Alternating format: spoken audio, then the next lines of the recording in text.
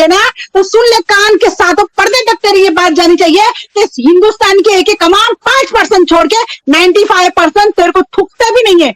लाओ उस घटिया सीमा सहचन को सामने लाओ, अभी हम लोग उसको बराबर करते हैं। बहुत हिंदुस्तान वालों को याद करती है ना, उनके सामने ही लाइव आना चाहती है। हम लोग सब लाइव में बुलाओ। आज तक डे 1 से आज 7-8 महीने से हम देख रहे हैं कि गुलाम भाई की कहीं कोई एक राय के दाने के बराबर भी कोई खामी, कोई गलती महसूस हो रही कि उन्होंने यहाँ पे इस मोड़ पे गलत रहे। एक जगह पे जो पहली बीवी से छुड़वाई है, तो वो छुड़वाने का नतीजा ये बनी है। उस वक्त गुलाम भाई की मत मारी गई, क्या कर दी उसने, दिमाग को एकदम खत्म कर दी, वो सोचने की सलाहियत हटा दी कि उस कमीनी के बोलने पे उस पहली बीवी को छोड़ना पड़ा। आई भी अकल चली जाती। कभी कभी बाज मौके पे ऐसा होता है, इंसान की सोचने समझने की सलाहियत अचानक कुछ ऐसे मौके आते कि चले जाते। कुछ कर दी कि बेचारा मजबूर हो गया, नहीं चाहते हुए भी मजबूरी में कदम उठाना पड़ा और फर्स्ट वाइफ को अपनी जिंदगी से हटाना पड़ा। लेकिन अब तो वो कुछ नहीं कर सकते, अफसोस के अलावा, माफी मांगने के अलावा। अल्लाह से उन्होंने मांग लिया और अल्लाह ने माफ भी कर दिया अल्लाह ने माफ। बॉडी के पार्ट्स ऑफ बॉडी के कितने कट किए हैं, कितने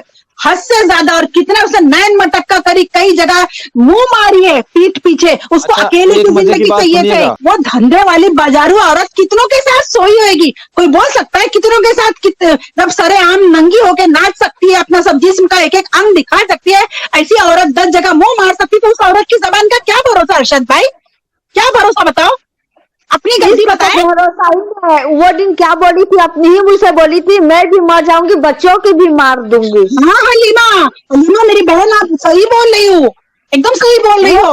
अगर बच्चे नहीं हटाए गए ना उसके पास से, जब देखेगी ना कहीं से कोई चारा नहीं है, तो फिर वो देखना कदम उठाएगी। वो अपने बच्चों को मोहरा बना रही है और वो अपने बच्चों को मोहरा बनाकर कुछ भी कर सकती है। उसके बच्चे उससे दूर होने चाहिए, भी जेल के कारागार में डालना चाहिए। वो वकील के नाम पे काला धब्बा, उसने वकालत को ना, उसने वो कर दिया, जलील कर दिया वकालत की डिग्री को। एपी सिंह तो अपना काला कोट का इज्जत ही नहीं रखा। और ये क्या बोलती है कि मैं पाकिस्तान वालों को नहीं, मैं आ रही हूँ लाइव में हिंदुस्तान वाले के लिए। अरे कमबख्त, अरे बेवकूफ गधी ही नहीं है।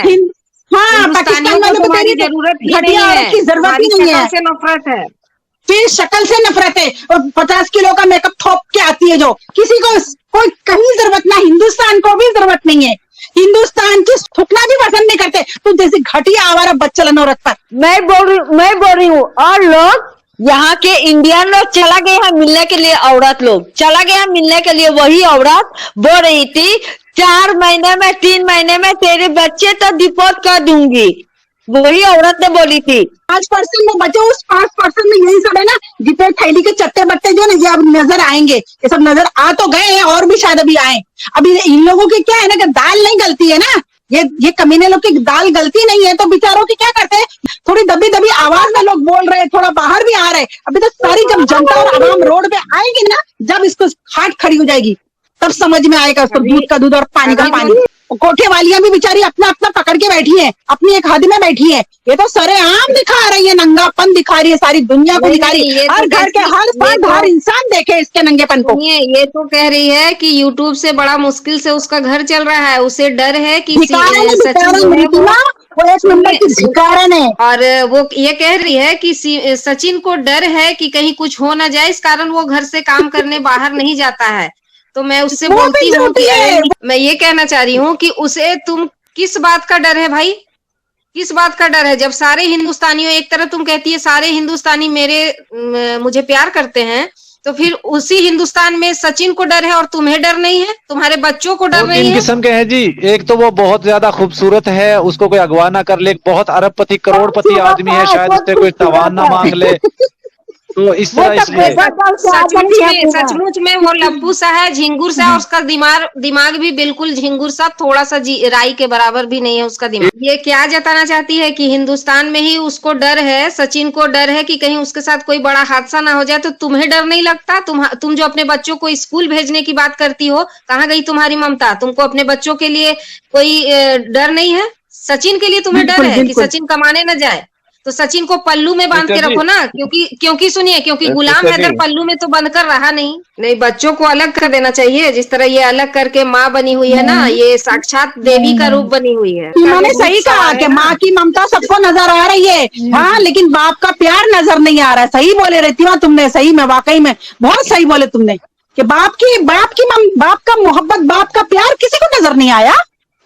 नहीं, माँ का नजर आ रहा है। मोहब्बत की मैंने एक निशानी बोले कोशिश करूंगी तो ये 4 नफरत की निशानी थी। तनवीर भाई, नफरत में 4 बच्चे और प्यार में पता नहीं इंडिया का कितना जनसंख्या बढ़ाएगी वो। अभी वो हाँ, तो 4 एक साल की महिला सऊदी थी ना, एक यूट्यूब में आई, बोले तू 10-12 करना, तू प्यार में एक का क्यों सोच रही है, तू 10 से 12 करके दिखा तो हम जाने। मैं तो कहती हूँ वही बात है ना, अगर वो अय्यास रहते हैं तो सऊदी में रहते हैं और उसके बाद वो कोई अपील ही नहीं करते, उनको क्या लेना देना था। चालबाजी तो इसने करी ना, गिरगिट का जो रूप दिखाई इसने पीछे से दिखाई, उसने सीधेपन का फायदा उठाई हैदर भाई के। कि कल उन्होंने किसी की लाइव में जब सीमा हैदर को, जो लाइव जिन्होंने होस्ट किया था, सीमा हैदर कह के वो उनको बुला रही थी, वो वहां पर उन्होंने उन्हें टोका और जो मुझे बहुत बुरा लगा, मैं अपना ओपिनियन यहाँ पे रखना चाहूंगी कि बहुत बुरा लगा। ये ऑब्जेक्शन करना चाहिए था सीमा हैदर को कि आप मुझे सीमा हैदर क्यों कह रही हैं, मेरा नाम सीमा सचिन मीना जो भी है वो, लेकिन वो वहां पर किसी तरह का विरोध नहीं करती और विरोध में आते हैं एपी सिंह जी, और एपी सिंह वहां पर आकर कहती हैं कि अब इनका नाम जो है वो सीमा हैदर ना लिया जाए, उनका तलाक हो गया है, वो सीमा सचिन मीना है, ऐसा बोला। ठीक है, ये मेरा पहला उनके लिए सवाल है कि आपने ऐसा क्यों रोका, क्यों टोका उनको? क्या सीमा हैदर को खुद का दिमाग नहीं कि वो सीमा हैदर है या फिर सीमा सचिन मीना है? आपको ही क्यों जरूरत पड़ती है बार बार सीमा के पर्सनल लाइफ में घुसने की? और मैं इसका पुरजोर विरोध कर रही हूँ और शायद हमेशा करती रहूंगी, क्योंकि देखिए, मात्र हम लोगों को लगता है मात्र वो उनकी एक क्लाइंट है, निजी जीवन में उनका इतना महत्व नहीं होना चाहिए जितना वो दखल अंदाजी उनके निजी लाइफ में कर रहे हैं, और किन किन नामों से उन्हें नवाजा जा रहा है। अगर उन्हें थोड़ी भी शर्म होगी, थोड़ी भी उनमें हया बाकी होगी, एपी सिंह जी को मैं कह रही हूँ, तो अभी भी वो अपने रास्ते से मुड़ सकते हैं। और दूसरी बात की जो अयोध्या में निमंत्रण पत्र की बात थी, जहां पर इनको इनवाइट किया गया सीमा हैदर जी को, वहां पर वो कहती उनके लिए बातें रखते हैं कि ये दूसरे मुल्क से आई हैं, ये है वो है, मतलब सनातनी है, मतलब बहुत सारी चीजें, और उनको निमंत्रण पत्र। तो आज हमारे देश में बहुत सारे लोग ऐसे हैं जिनको निमंत्रण पत्र नहीं दिया गया, आप उनके लिए क्यों नहीं खड़ा होते हैं? उनके लिए क्यों नहीं आवाज बुलंद करते हैं? सूर्य वर्मा जी, जैसे हम लोगों ने कल लाइव में देखा था कि सूर्य वर्मा जी जो है उनको तब वहां पर उनको ये कहकर मतलब मना कर दिया सीमा ने कि एपी सिंह जी ने मना किया कि मतलब मैं आपसे नहीं मिलूं।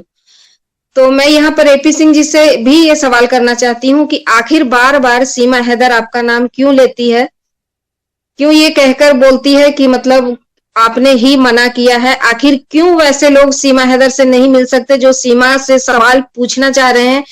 क्या सिर्फ वही लोग सीमा हैदर से मिल सकते हैं जो सीमा की वाहवाही कर रहे हैं उसके इस गलत हरकत में, जो वो गलत तरीका से, जो क्या बोलूं, महिला हूं, महिला को कुछ गलत नहीं बोलना चाहती, लेकिन महिलाएं आज के समय में कुछ महिलाएं ऐसी हैं जो इतनी गिरी हुई हैं, जो सारी हदों को पार कर रही हैं, सारी मान मर्यादा प्रतिष्ठा सारी चीजों को मतलब बर्बाद कर चुकी हैं। तो आप पर्सनली हर जगह उनके लिए क्यों खड़े होते हो? क्या सीमा के मुंह में जबान नहीं? और सीमा को आप क्यों ये कहते हो कि आपको किससे मिलना है, किससे नहीं मिलना है? ये सारा डिसीजन एपी सिंह जी का खुद का क्यों होता है? सीमा हैदर का खुद का डिसीजन क्यों नहीं होता है कि वो किसी से मिलेगी नहीं मिलेगी? क्या सिर्फ और सिर्फ ऐसे ही लोग सीमा हैदर से मिलेंगे जो सीमा की वाहवाही करेंगे, उसकी पीठ थपथपाएंगे उसके इस गलत हरकत में, इस गलत कांड जो उसने इतना बड़ा कांड किया है? नहीं, आज मैंने उनका लाइव देखा और जिस तरह से उन्होंने सारी चीजों को यहाँ लाइव में रखा कि किस तरह वो मतलब घर से बाहर सऊदी गए थे, उन्होंने कितना मेहनत किया अपने बच्चों के लिए। सही बात है भाई, एक बाप कहते हैं ना, एक माँ का दर्द सबको दिखता है, लेकिन एक बाप कहते हैं ना, मर्द जो आंख से जिसका आंसू जल्दी नहीं निकलता उसका दर्द किसी को नहीं समझ में आता। जो दिन रात मेहनत करता है, अपने बच्चों के लिए बाहर रहता है, वो खाता है नहीं खाता है, उससे उसके बच्चों को मतलब वो जान ही नहीं पाते कि मेरा पिता आज खाया है या फिर भूखे पेट सोया है। और ये सीमा हैदर उसका फायदा उठाती है। देखिए सही बात है, मान लीजिए माँ की ममता को हर लोग देख लेता है क्योंकि वो बच्चों को सुलाती है, खिलाती पिलाती हर चीज करती है, लेकिन एक बाप जो दिन रात अपने बच्चों को अच्छी परवरिश देने के लिए घर से बाहर रहता है, उसका भी तो कोई शौक होगा ना। तो ये सीमा तो सारी शौक, सारे उसके जो सपने थे गुलाम भाई साहब के, सारे सपनों को रौंद कर ये किस तरह से वहां से इनलीगल तरीके से ये 4 बच्चों को लेकर यहाँ चली आती है और सिर्फ झूठ परोस रही है। और ये झूठ का नकाब इसका बहुत जरूरी है कि हटे। हर बात सीमा हैदर की सच्ची नहीं है, एकदम नहीं, बिल्कुल झूठी है वो। झूठी मतलब क्या बोलूं, रंग बदलने वाली वो, पल पल बिल्कुल वो गिरगिट की तरह रंग बदलती रहती है, वो पल पल में।